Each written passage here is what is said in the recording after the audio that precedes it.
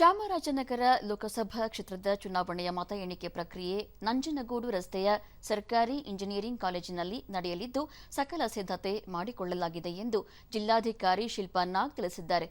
ಸುದ್ದಿಗೋಷ್ಠಿಯಲ್ಲಿ ಅವರು ಮತ ಎಣಿಕೆ ಕಾರ್ಯಕ್ಕೆ ಒಟ್ಟು 140 ಅಧಿಕಾರಿಗಳನ್ನು ನಿಯೋಜಿಸಲಾಗಿದ್ದು 14 ಮೇಜುಗಳ ವ್ಯವಸ್ಥೆ ಮಾಡಲಾಗಿದೆ.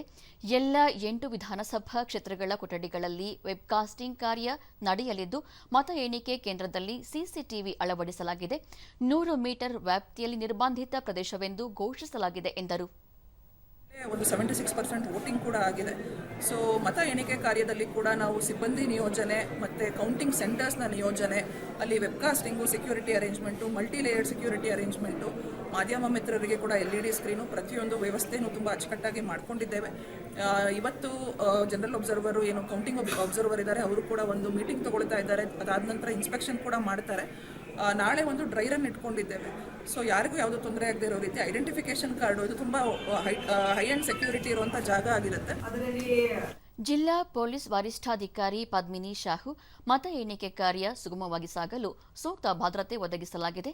ಮತ ಎಣಿಕೆ ಕೇಂದ್ರಕ್ಕೆ ಐಟಿಬಿಪಿ ತಂಡವನ್ನು ನಿಯೋಜಿಸಲಾಗಿದೆ ಎಂದು ತಿಳಿಸಿದರು. ಸೆಕ್ಯೂರಿಟಿ ಅರೇಂಜ್ಮೆಂಟ್ ನಡೀತಾ ಇದೆ. ಮತ್ತೆ ಬ್ಲಾಕ್ ಎಂಟ್ರೆನ್ಸ್ ಕಡೆ ನಮ್ಮದು KSRP ಇದ್ದಾರೆ. KSRP ಅಂತ ಕೂಡ ಒಂದು ಪ್ಲಾಟೂನ್ ಜಿಲ್ಲೆಯಲ್ಲಿ ಇದೆ. ಸೆಕೆಂಡ್ ಕಾರ್ಡನ್ ಸೆಕ್ಯೂರಿಟಿ ಅಂತ ನಾವು ಹೇಳ್ತೀವಿ, ಅದು KSRP ಕಡೆಯಿಂದ ಆಗ್ತಾ ಇದೆ.